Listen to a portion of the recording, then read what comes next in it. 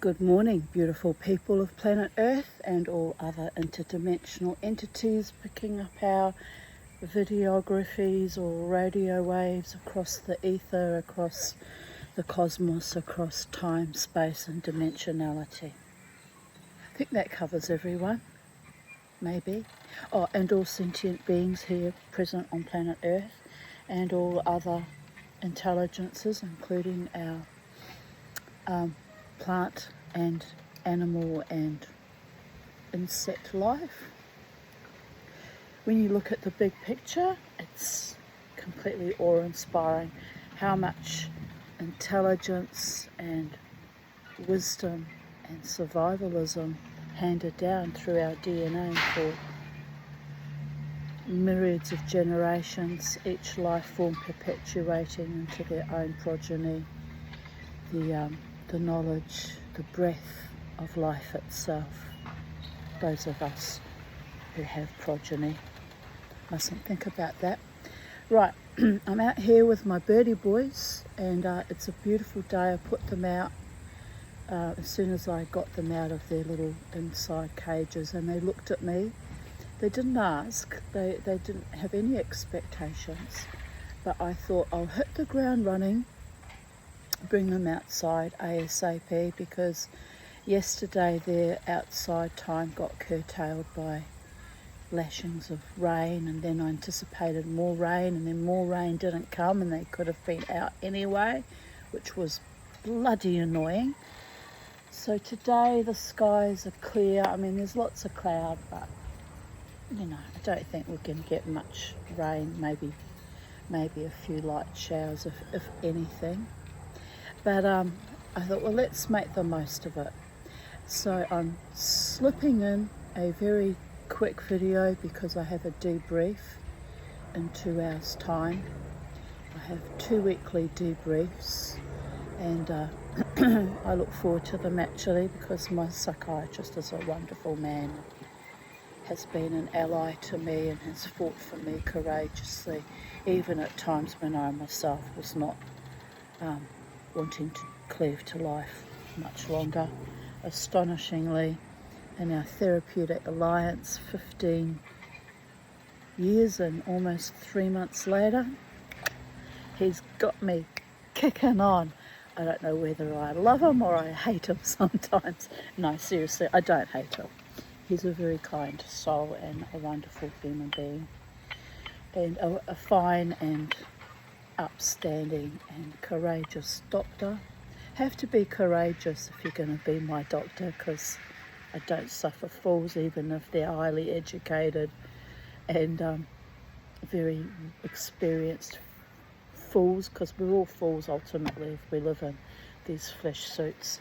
We're all prone to pride and ego, vanity, and following along with the party line, as happened in the last 5 years. That was the greatest folly of all, the greatest folly. But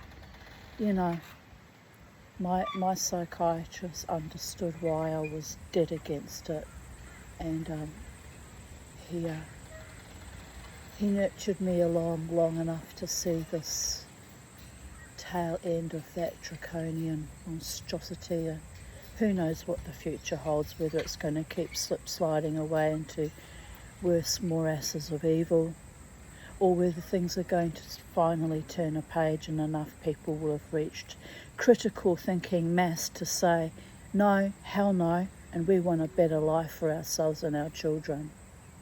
Well, you start by not voting in idiots, don't you? And you start by helping shift reality by tweaking your own timelines, which again starts with literally standing in that portal between life and death like Vitruvian men and women, and holding the balance of cosmic gnosis, if not power, because we're not all powerful people of Earth. We're ordinary mortals living ordinary lives in extraordinary times, with timeline distortions that were not of our doing. Yes, I do blame CERN for that. And so now we have to do the work that alchemists and mages and wise ones throughout the millennia have always had to do, the great work. Staying sane in the membrane when the whole world around you has gone stuck, raving, fucking mad, treacherous, evil, and indeed genocidal. It's not the first time, it won't be the last. So what are we going to do about it? We're going to read stories in our garden and breathe fresh air and soak in sunshine. I actually put sunscreen on today because my nose is, with the new mask and the new rubber, is reacting badly. I've got fucking holes in my nose. I'm slowly rotting in front of your eyes, people of Earth. Rotting. But I've been kind of slowly rotting since the first time I drew breath on this planet 60 and a half years ago. So we won't buy into that ghastly horror. We'll just accept the reality that I'm aging alone on this planet, surrounded by immense evil. And it's not something I choose to accept. In fact, I've been trying to live in manic denial for quite some time. But there's been too many examples of the most profound othering and viciousness, so I'm no longer in denial, people of Earth. I'm well aware of what's happening to us as a species and interpersonally as well. So my birdies are sitting on their perches looking at me going, "Don't worry, Mama T, we're here.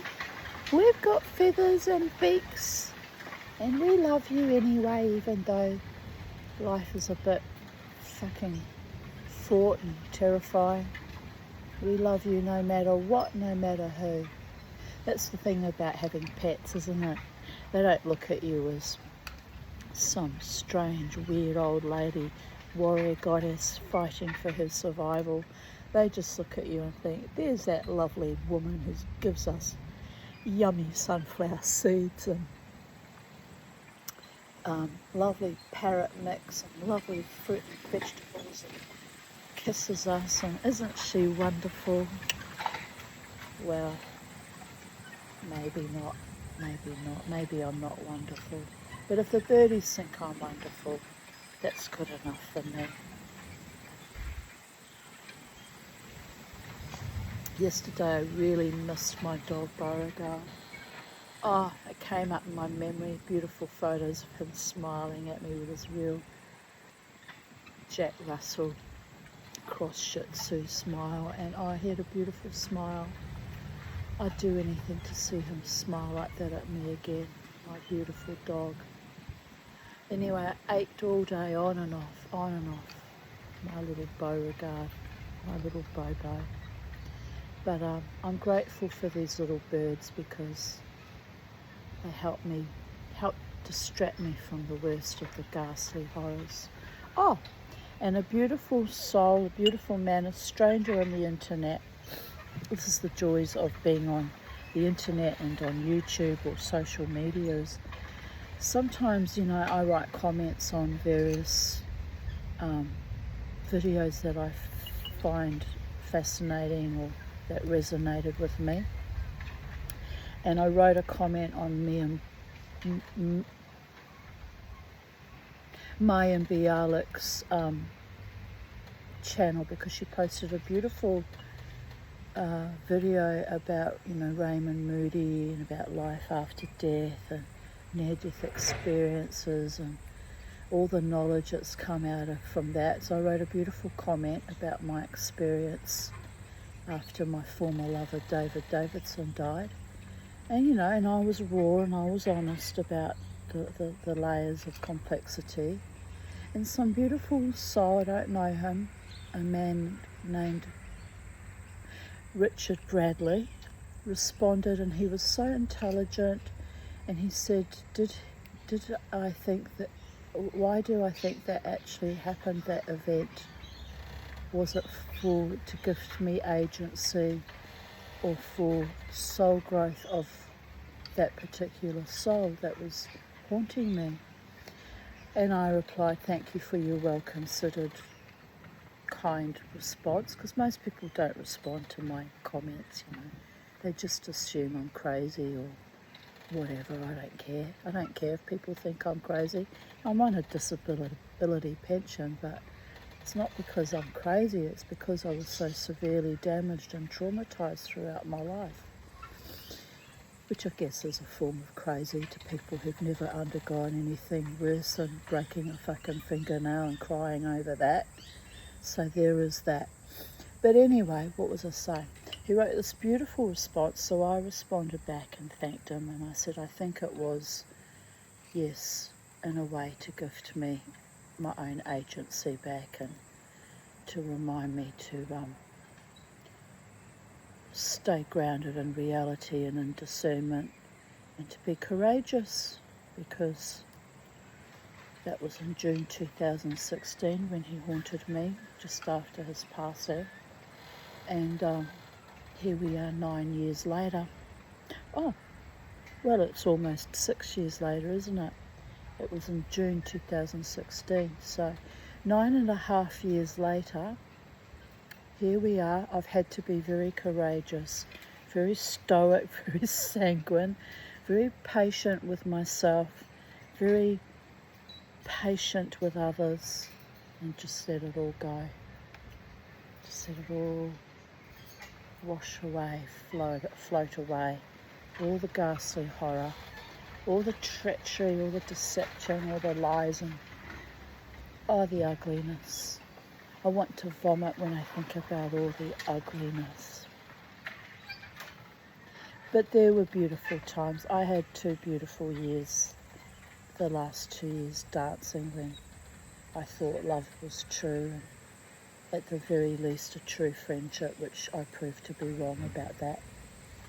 God, I don't have very good discernment in spite of what that lovely man on the internet thinks, because if I had good discernment I wouldn't have fallen for that trick at all, for which there is a kind of a broiling rage that I don't think will ever quite leave me, not because of that man's trick, but because it wasn't the first or the last time I'd been played for a fucking idiot like that. David Davidson, a case in point. So no, we don't want any more ghosts visiting me upon entering the light, realising the complete rot that they put me through. Not that this last one was as rotten as David Davidson, thank the goddess for that. But, or was he? I might not know. I don't know what was going on in the background of all of that. But anyway, what was I saying? I don't want them coming to me in my dreams even. I will be shoring up all my leaky energy meridians, because that entity or any entities attached to him, or any flying monkeys sent out by him, will no longer have access to me. I'll be shoring up that leaky colander of energy. And I've decided that sometimes I soften a bit and still let them in, or I still, you know, like their posts or whatever, because life is complex. It's never just black and white. It's never just as simple as you think it is.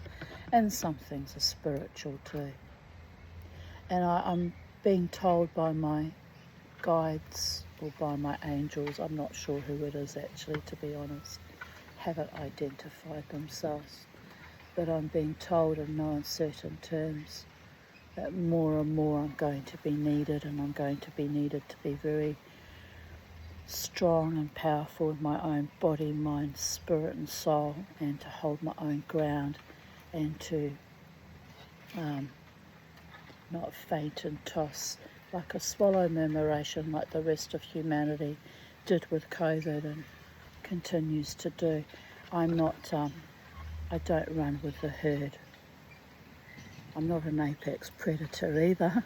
I'm actually a decent woman, but if I have to, I will have to become and think like an apex alpha leader of my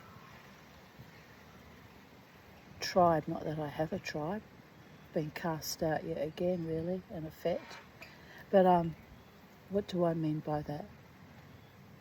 I need to lead by example, by just living my very best life, not buying into the evil bullshit of other people who have envy or competition or seek power by trying to crush me down.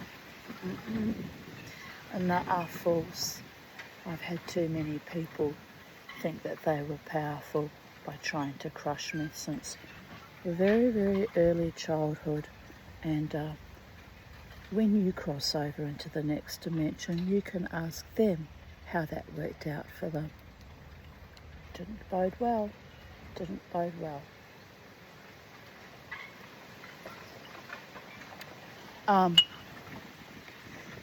So, yes, I'm being told to be strong and courageous as always, and to hold my own integrity and my own life force, and light, and stay happy, and be proud of who I am, and live in dignity and honour, because I fought things most other mortal beings have never even imagined in their wildest nightmares surviving. And to be honest, I don't know how I survived either. It wasn't simplistic. It was gifted by the gods, by the Holy One in all manifestations. Right, here's my little rantantan, my little musing this morning. Let's get on with reading the story, because I don't have actually a lot of time. So I know it's a short chapter, this chapter, because I perused it yesterday. So, haven't, as in perused it, as in checked how many pages there were, haven't read it. Each chapter I go in cold, just like you, and I'm just as surprised by the story as you are. So it's delightful in a way that we're sharing this wonderful storytelling and energetic transfer via my voice and the beautiful writings of the authors of the books I choose to read out to you. It's a shared, what's the word? Coherent, cooperative, collaborative perhaps, soul expression. Right, chapter 27. I kept saying 17 yesterday, but it's 27.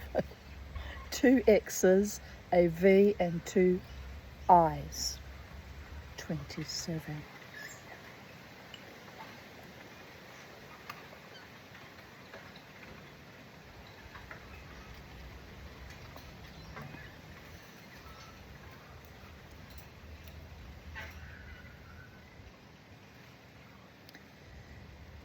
The defenders broke out before the last of the baskets had been thrown down from the roof.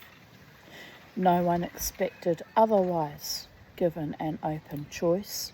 Few warriors, or even merchants, tanners, harness makers, and magistrates who might become warriors if given a blade to wield, would choose death by burning over death in battle, or the chance of life if they could fight better than they had ever imagined.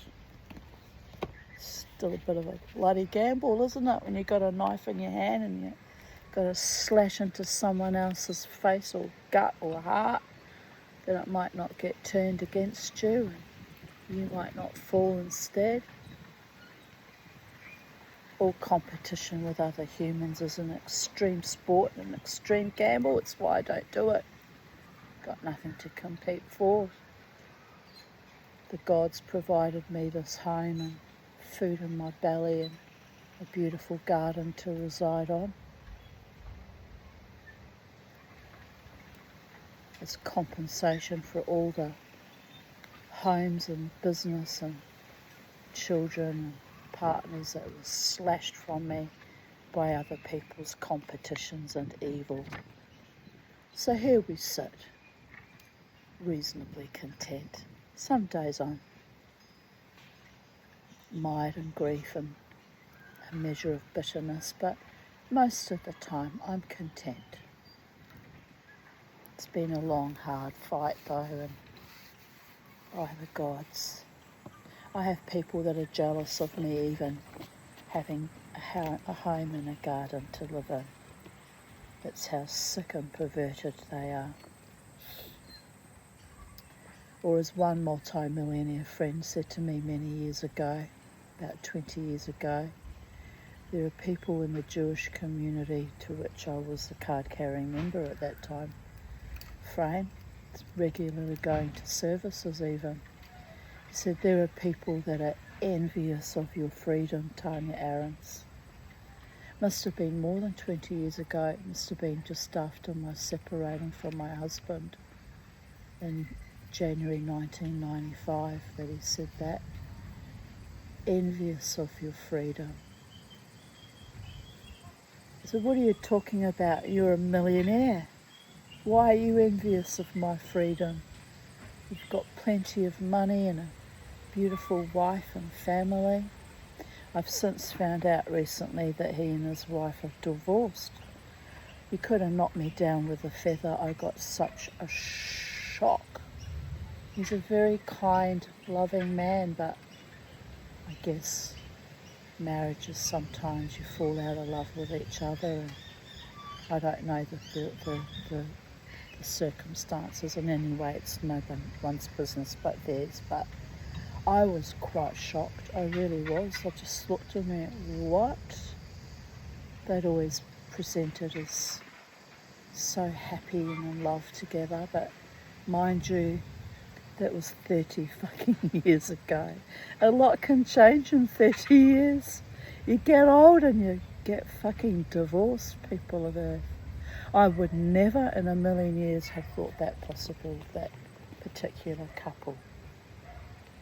So yes, he got his freedom eventually. I hope he's doing good things with it.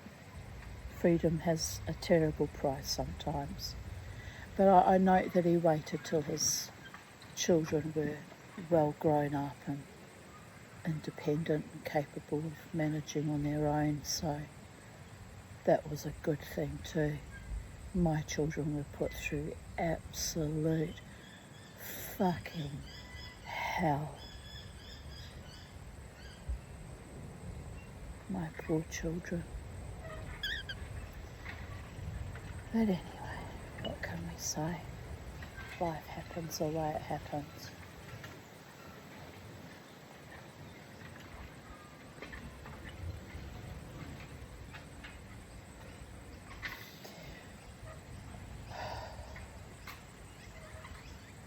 Kermie is, I don't know what he's got in his beak, but he's wetting it in the water and softening it, having a great time.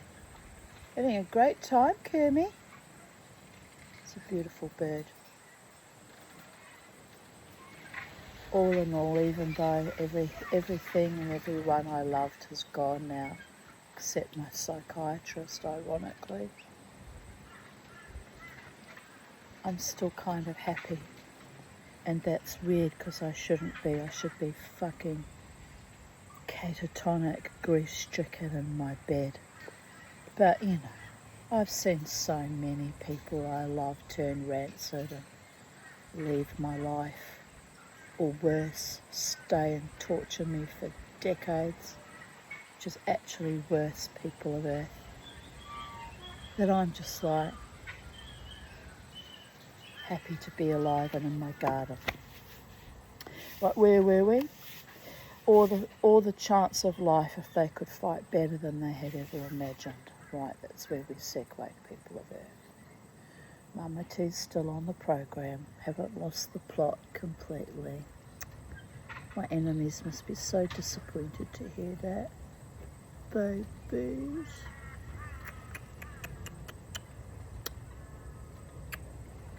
Anyway,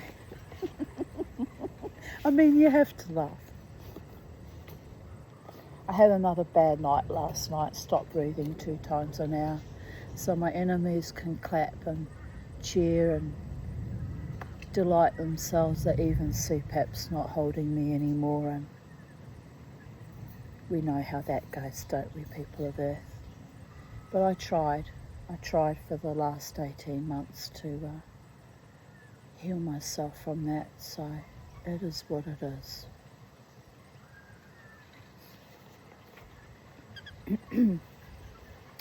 The gods had spoken.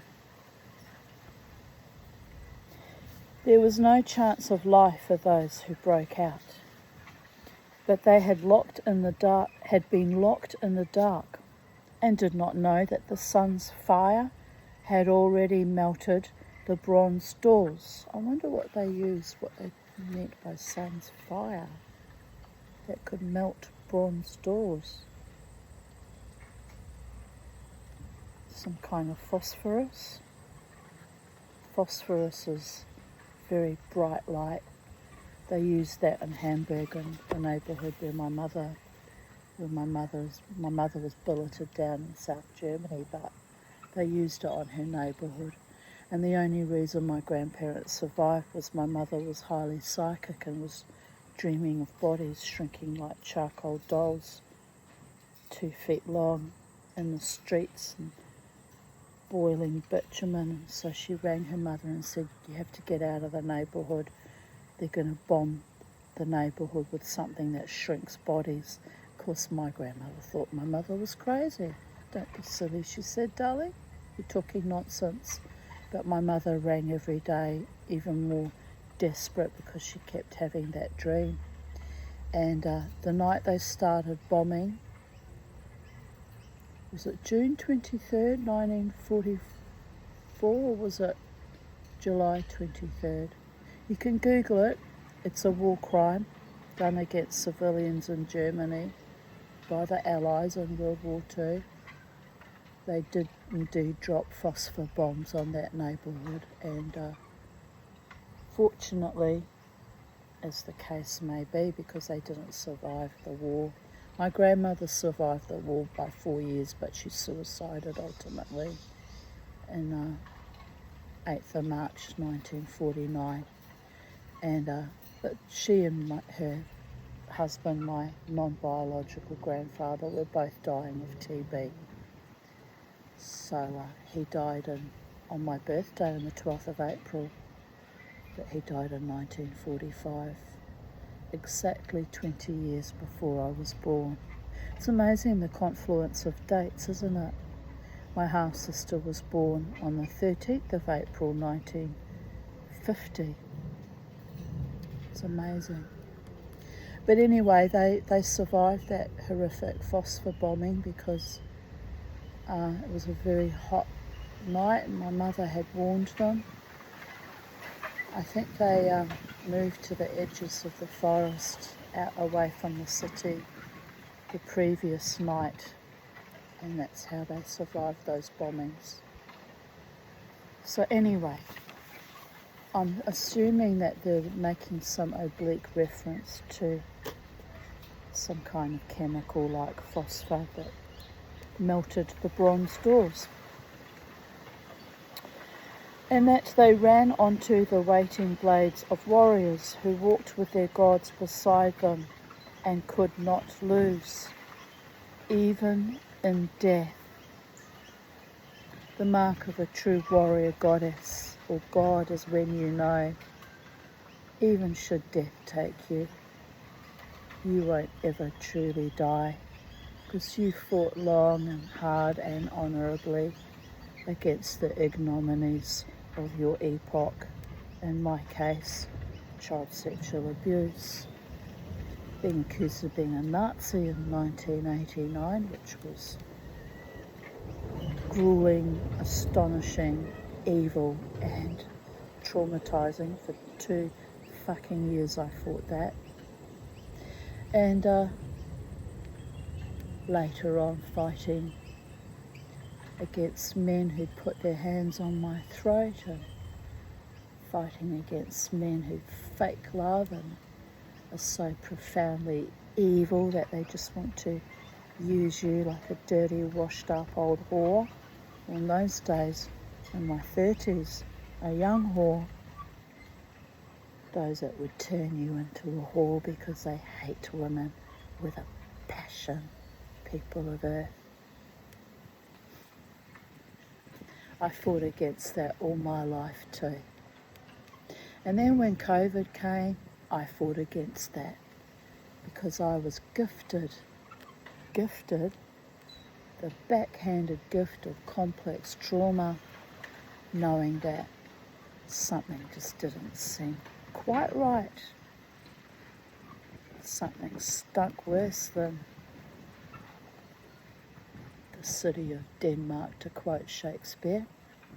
Anyway, I'll be fighting until the day I die, people of Earth, because I'm a warrior goddess and it seems to be what I do, even on my YouTube channel. Fighting by truth-telling, experiential awareness, and loving my life and my little birdies and my little goldfish in the pond and my garden and the few good and real people who fought for me too and out there somewhere love me. Right. Riaka stood apart from the rest with Stone at her side. She had not intended to be alone. In the beginning, Sigva had been at her shield arm and Valerius at her sword hand, and both would have died to protect her. When they were sent away, Sigva to break in through the roof, Valerius to assault the doors, there were others. Brant of Mona, Maeve of Hibernia. I got it right, people of Earth. I had to pause, but I got it right. I'll be speaking Gaelic before now anything else comes along next. Takes me a while to learn things now, I've noticed. I have a learning disability acquired from decades of trauma, but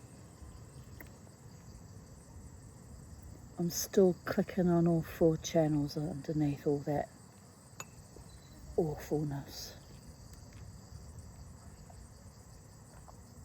My enemies failed to destroy me utterly. Couldn't take my soul or my mind, which I fought to get back in 2016. Maeve of Hibernia, who was honour bound to Valerius, and Kunamar, who alone of all those fighting was not yet sick of the slaughter, and led his she-bears with a fervour that bordered on battle madness. It's called bloodlust when you get like that. I guess I'd get like that if I actually started fighting with weapons. I'd be unquenchable and unstoppable with complete and utter rage. That's why I hold it very tight. Some of you might have seen it on my channel. Me reining things back in. No. We don't need to live like this. Like fetid, primitive, primal fucking animals. But I understand the temptation, people of Earth, more than most.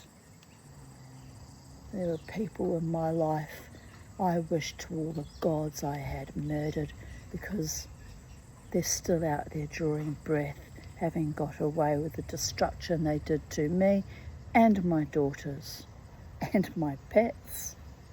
Even murdered one of my cats. The filthy fucking bastards. So yes,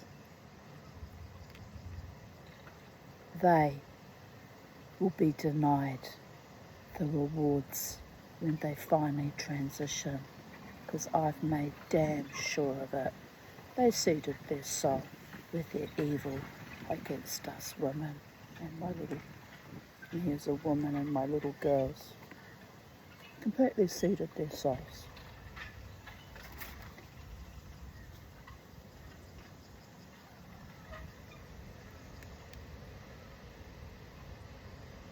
But only God is a true judge, I must remember that. Not to get too high on my horse, but God knows what they cost me. The damage they did to my young children. Fucking animals. If I ever see them again, I'll probably be in jail because I've had 30 more years to foment a certain degree of unbridled rage.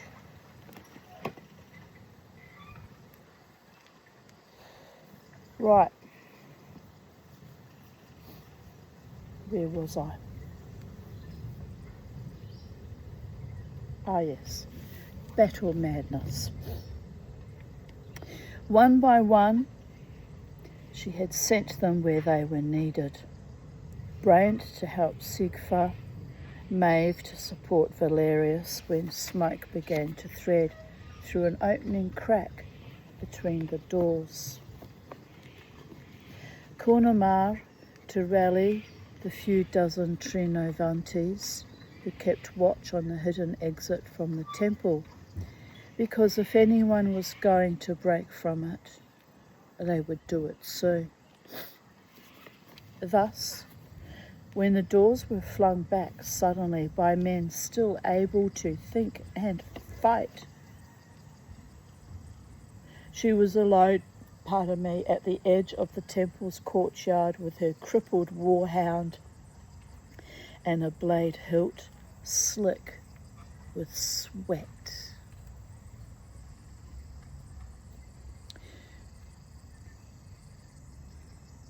Getting some deep lines around my mouth there. That'll be from the mask too. I don't know how much longer I want to sustain myself on this planet, people of Earth.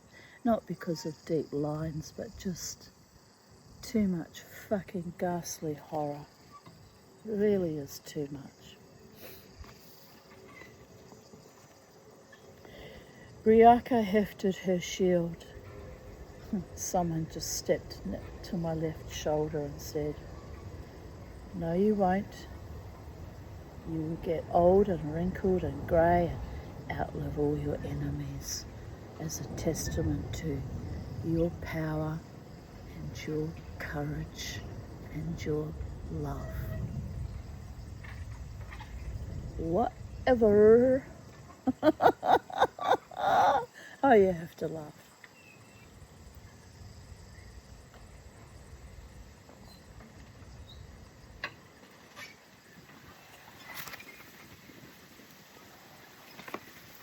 Briaka hefted her shield, testing her strength. The night's talking weighed on her, not only for lack of sleep. The shield felt heavier than it had done in the days before, and then it had seemed heavier than ever in her youth. It did not seem likely that she would be able to hold it at battle readiness for the duration of a long skirmish.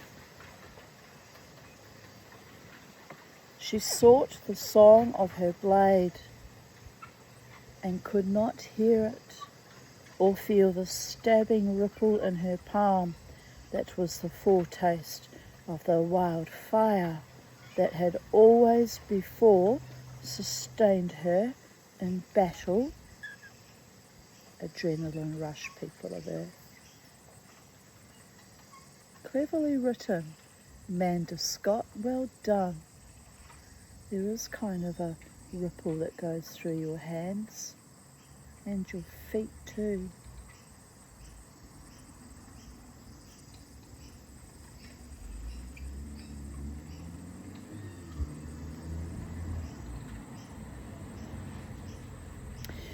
There had been something of it in the forests of the Northern Wash, fighting the Ninth Legion, and she had thought it paltry and insufficient Now even that much would have been welcome. She had seen others fight purely on their wits and skill, and never had to do it herself. Jesus, not Jesus, but you know what I mean. By all the gods. Stone pushed against her leg, shuddering. It was impossible to tell if he was aching to fight or to run. She pressed back against him with her knee, having no hand free to ruffle his mane, and they leaned one against the other, watching the rush of the veterans from the doors down the steps and the ringing clash as they met the waiting warriors.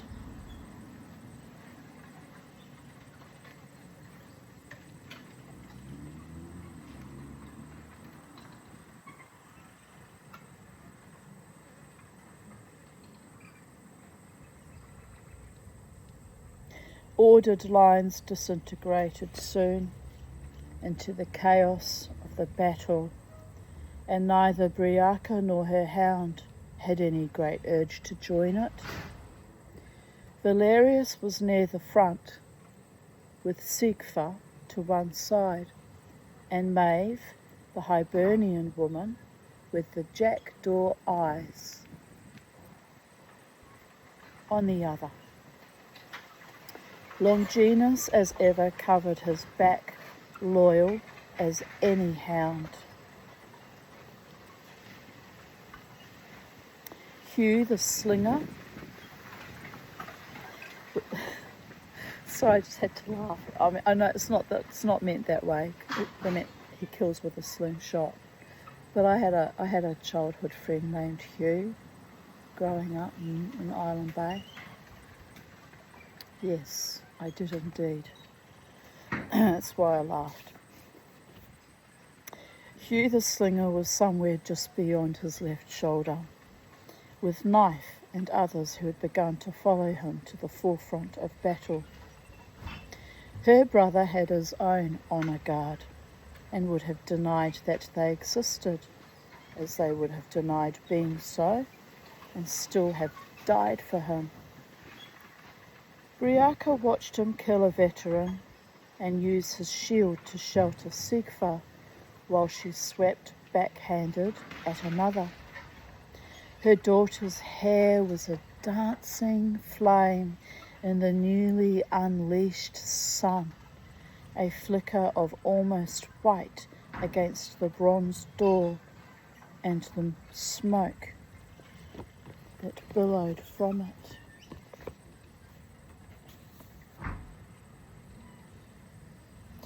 She was the spearhead that held the top of the steps and stopped the flood tide of 200 veterans and those who sheltered behind them from cascading down the white marble to the courtyard below. Even Sigfa, who was Caradoc remade as woman, could not hold 500 alone.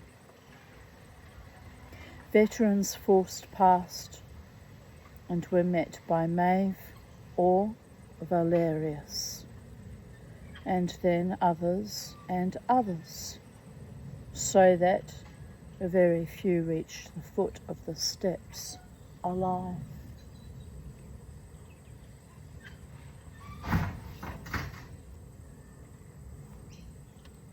Then the cluster of bodies underfoot made the fighting more difficult. And because no one was prepared to fight in towards the temple, the warriors began naturally to back away, to make more room, and so more could flood past them. The woman with the rust-red hair and grey-green eyes came at Briarka from the farthest edge of the steps. She was not a warrior.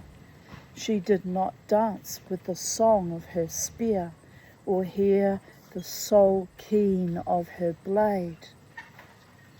but she was swift and clear-headed and filled with the rage of the she-boar, roused to violence in defence of her young. With the power only of that, she killed the young Koratani who stepped up to meet her and crippled the Iceni girl who came after him. There were no children running at her heels. Briaka checked that before she stepped forward to block her onward rush. They were caught in a corner of the courtyard with a low wall at one side, which was an insane place for either of them to fight. Stones circled out as the rust woman came in, harrying her from the side so that she was pushed against the wall and her shield hampered by it. I want my fucking dog back. Yes, I do. I can feel his presence very powerfully, but I want him back alive and well. There's many things I want back that was stolen from me by the Covidian epoch. You bastards.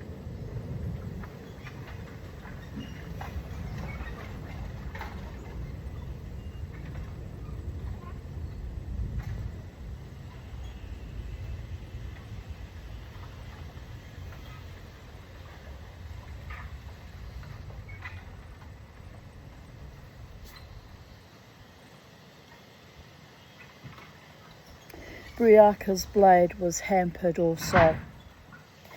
She stepped out again from the wall to give herself more room. The rust woman tried to push through the gap, leaving herself open to an angled strike from the side that swept her own blade from her hand and tossed it high over the wall to land in the ash-strewn mud beyond. Killing was too easy, and there were questions that mattered. Briaka swung her blade in and held it level at chest height as a barrier.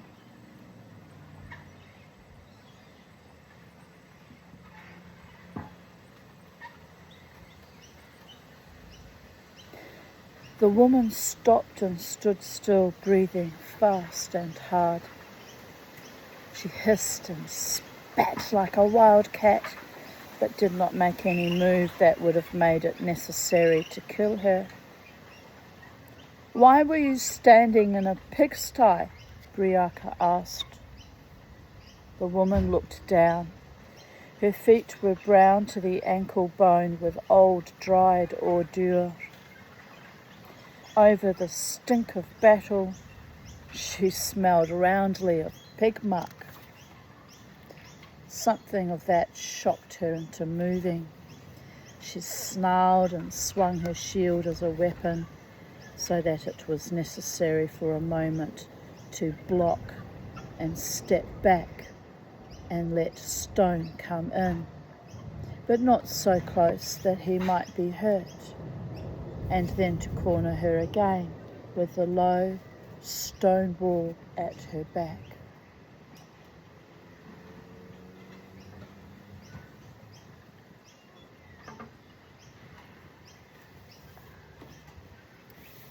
Briaka swung in and for the second time.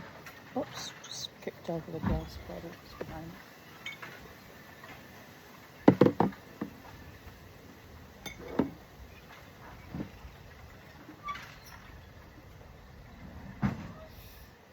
Briaka swung in, and for the second time, her blade ended at the woman's throat, and did not strike through skin and flesh and bone.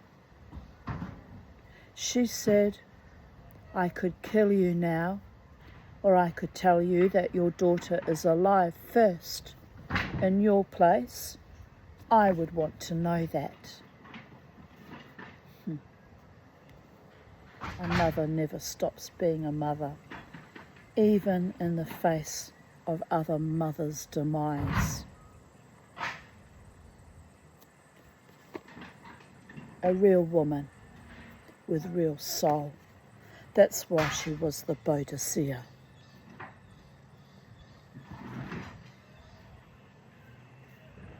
Only the truly lost can face death without care, and no mother who knows her child is alive is ever truly lost. The rust-haired woman stopped trying to fight.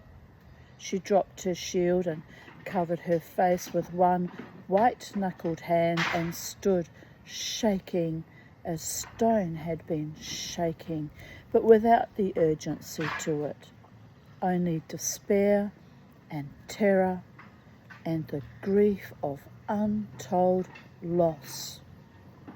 "How do you know," she asked, "that she is your daughter? She has your hair and eyes." There was the barest of nods. Briaka said, "Is that why you had to hide in the sty? Did the mobs come for you? Had you betrayed them to Rome?" "They said so." The words came thickly through muffling fingers. Briaka moved her blade away and sat on the stone wall. On the steps to the temple, men and women, warriors and Romans died or were injured or lived and grew bold in their own success. She was left in a bubble of quiet, with stone standing guard and a broken woman in front of her.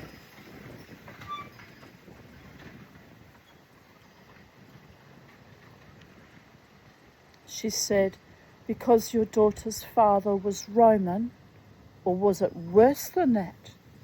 Was he one of those who let Claudius into the city?" The covering hand fell away from the woman's face. She had been pale before. Now she was yellow and shaken by more than only the fear of death.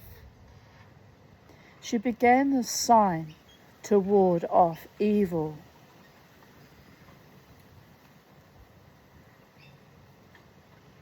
And saw herself and stopped, letting her hand fall useless at her side. "Is it written in me?" she asked. "Am I tainted to death and beyond by one mistake?" "Not you.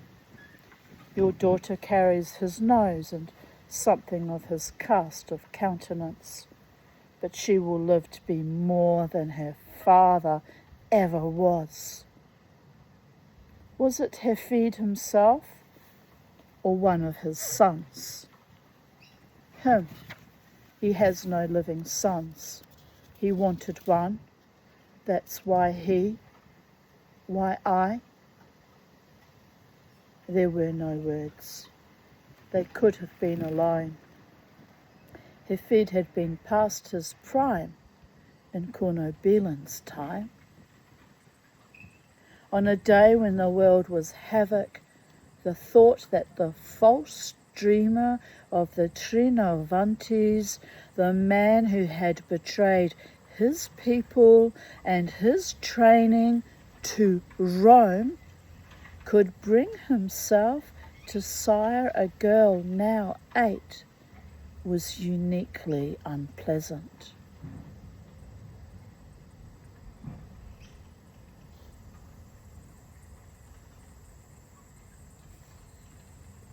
Briaka said, "Did he pay you?" She said it without due thought. In the midst of battle, with death walking through the throng, it was an insult as bad as anything her blade could have inflicted.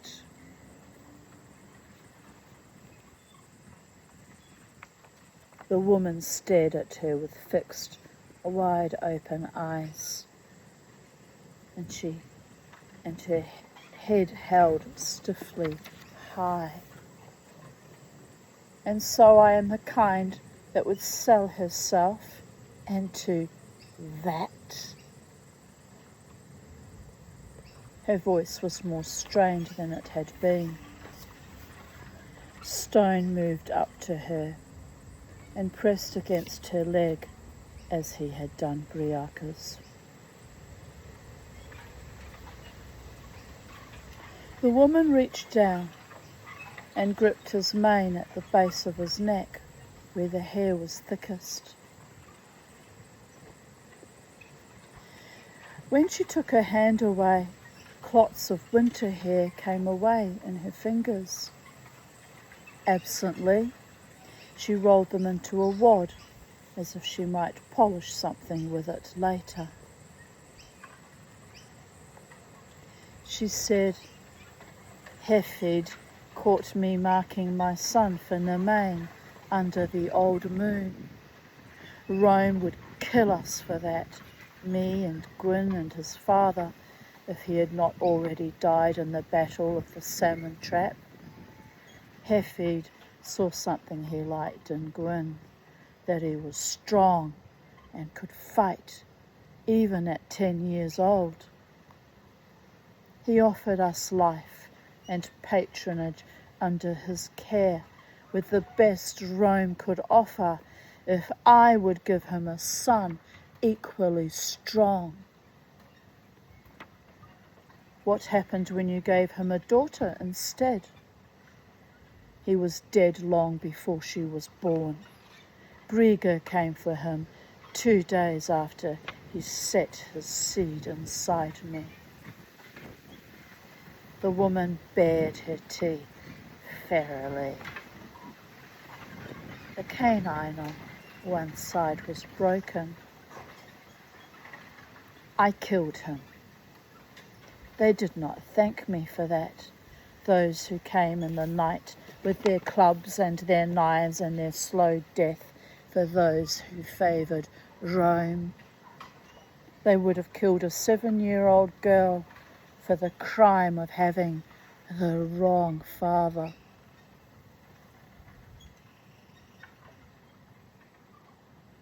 "But the veterans let you send her out to a new beginning, not knowing who she was?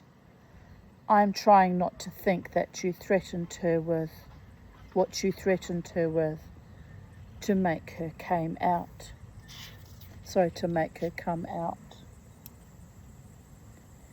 I said I would put down the sword they gave me and refuse to fight if she didn't go, that we would both burn together. I said if she went, I would fight, and promised I would kill before I died, so she would know me already avenged. And you did that. I saw it. What about your son? Where is he?" "I don't know. He left 3 years ago to go to Mona. I have heard nothing since." It could have been lies, but Stone trusted her, and Briarka was inclined to trust him before a mob armed with clubs and knives and a slow death. A decision was necessary, one way or the other. The fighting on the steps and the upper courtyard had become ragged and fallen into knots, and too many on either side were spreading out towards them. Briarka said, "If I leave you alive, will you fight against us or help those who would? No, you can read every part of me. Can you not see that?" "I would like to believe so." "Go to Ermid and Lannis at the theatre. They have the girls there. Tell them I sent you." "Who are you?" Briaca, mother to Granny, who was raped by Rome. If I could have hidden her in a pigsty, I would have done. I will live the rest of my life regretting that there was not the opportunity to do so. Go over the wall and run. I will do what I can to stop others following you. Briaca watched the woman go and only had to stop Knife from jumping the wall to follow her. And then a veteran, who had perhaps understood better what was happening. They fought, and the veteran died because he had eaten badly for 2 days and had already fought 5 people before her, and both of them knew that if it had been even, he would have won. In battle these things are clear, and only the foolhardy ignore them. Know thine enemy, people of earth. Know thy fucking enemy.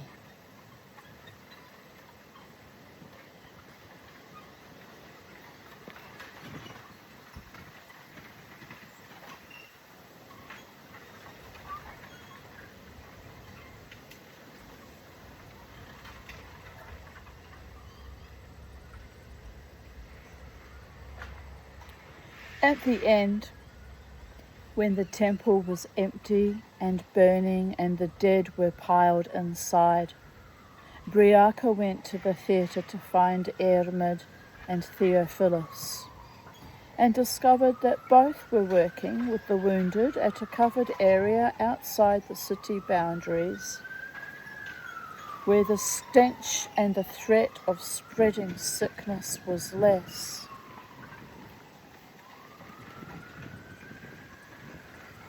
The 3 girl children Theophilus had washed, and Hermod had washed, and the 3 girl children, I'm put off by the sound of all these sirens. Sounds intense, doesn't it?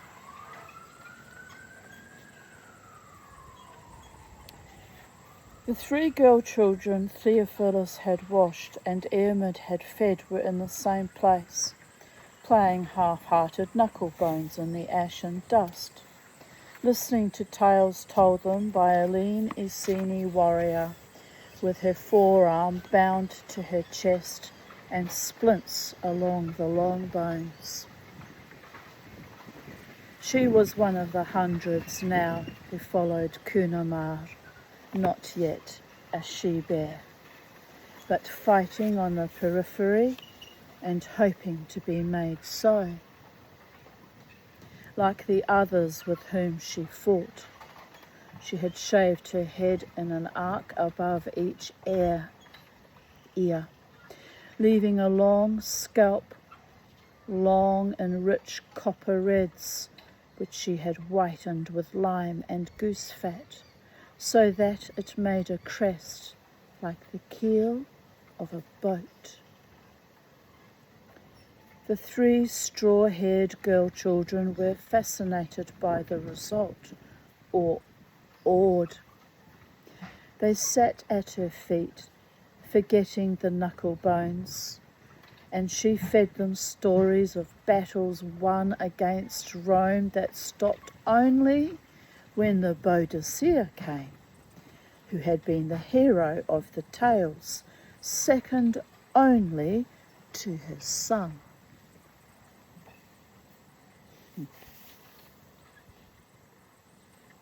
Briaca stood a little away from the group. The girls were more settled and no longer stank.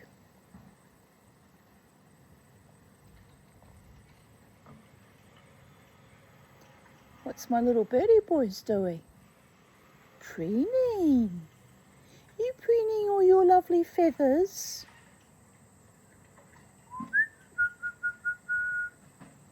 My gorgeous ones. My sweet ones, my darlings, my babies, my angels.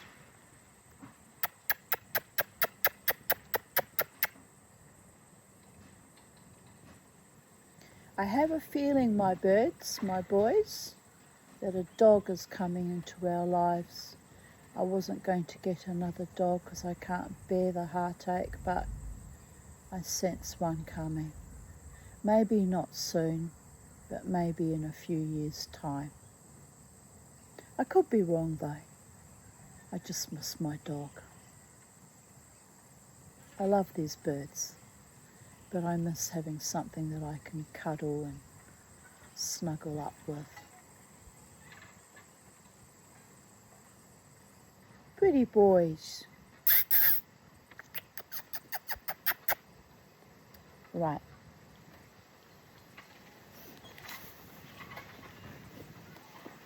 Do you want a dog? Do you want to be owned by a dog, Kumi and Bo? How do you feel about that? I said, we just got comfortable living here, Mama. Don't ruin our lives by bringing a bloody dog into our lives. All right, I will take that under consideration as well. It's not just about me. We share sacred space together. We're a family.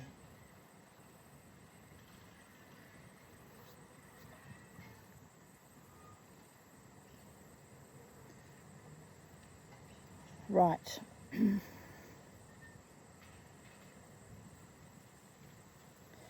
The girls were more settled and no longer stank.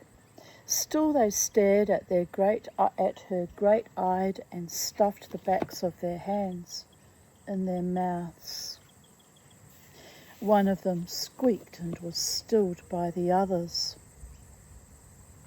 Briaka looked down and saw fresh blood on her tunic and was too tired to try to cover it on their account. She said, "What happened to the fourth girl, the one with the rust hair and the nose of Kuno Belen's dreamer?" The young warrior stared at her. Slowly she said, "Her mother came for her. You sent her with hair from your hound as proof.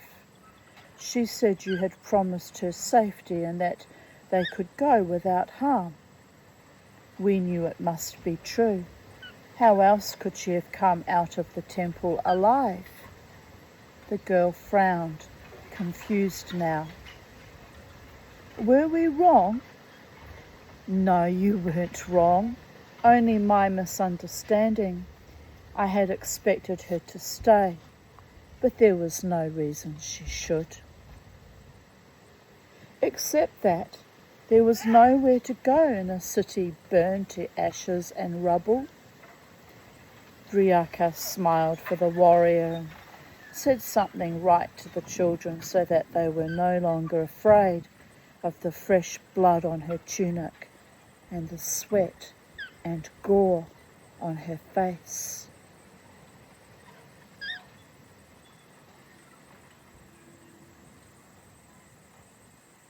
When she left them, it was to go once again to search out Ermid and Theophilus, to see to the wounded and find out the cost of the day and, to speak,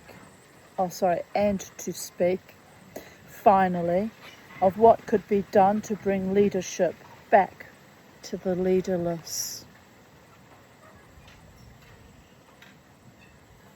What can be done to bring leadership back to our planet when we allowed leaders, voted in leaders, that were complicit in our own poisoning? Where are the men and women of honour and decency who couldn't be bought by Big Pharma? I want to know. Where are you?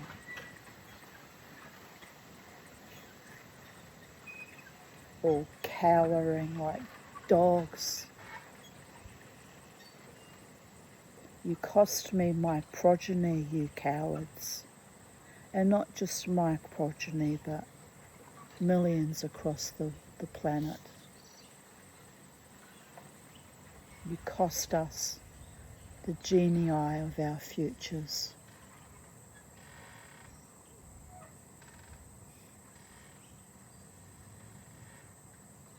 What would Bodhicitta do? We all know, don't we, what we should have done to those who shilled and promoted that last evil.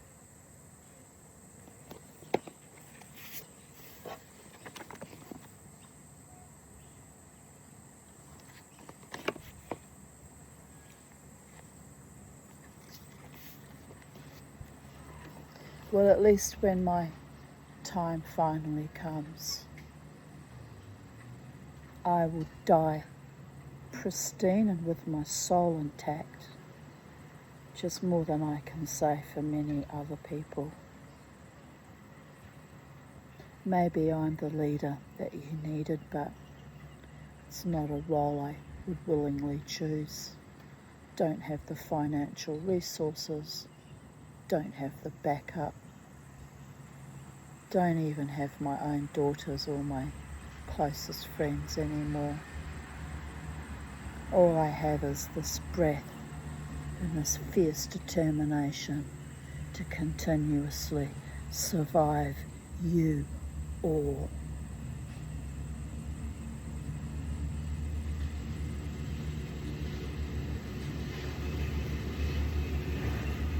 Adonai, sifataitiv tach, ufi yagi tehila techa.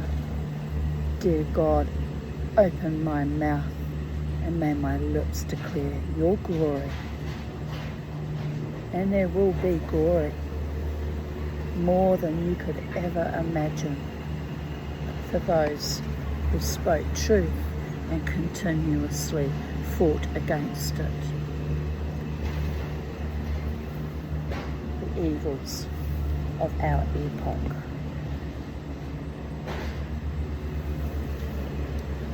Corazon, heart, courage, truth, nobility, decency, integrity, honour.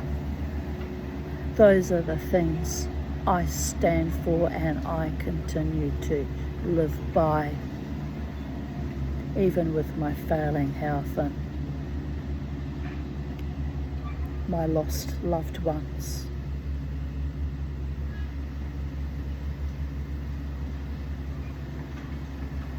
Who were afraid to stand with me in any meaningful way. Flailing and failing. It's ghastly and horrific.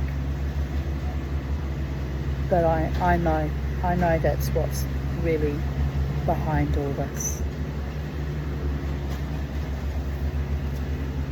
The same cowardice that had them accept that poisons has them now running for the hills, like they did when my dog died. No accidents in the universe that I've been constantly reminded of that day and my beautiful dog. Potent reminders of how that was all played out.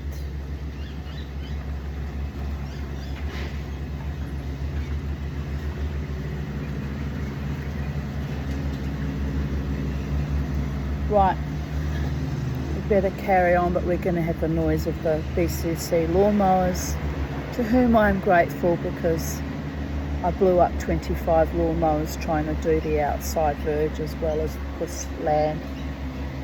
So it's good that they're here even if they're noisy.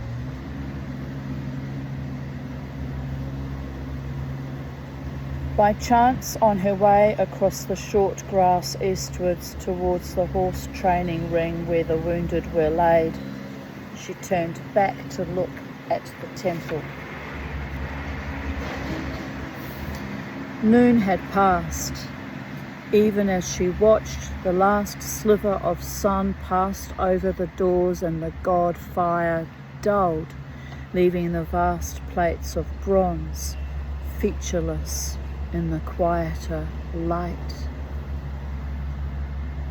There was a memory in that, so small that Briaka almost missed it. She wished for a long time, she stood for a long time, watching the dullness until she found it and could name it and bring it clearly to mind. She did not go then to the tents that held the wounded, but skirted the pitched awnings of the horse grounds.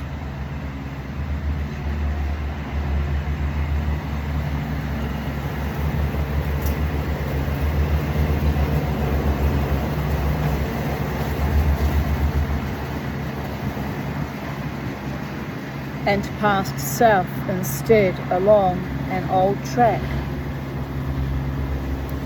so that alone, without a Greek physician to offer company, she could return to the past and the company of the dead. Thus concludes chapter 27. I'm going to stop here. I probably could continue one more chapter.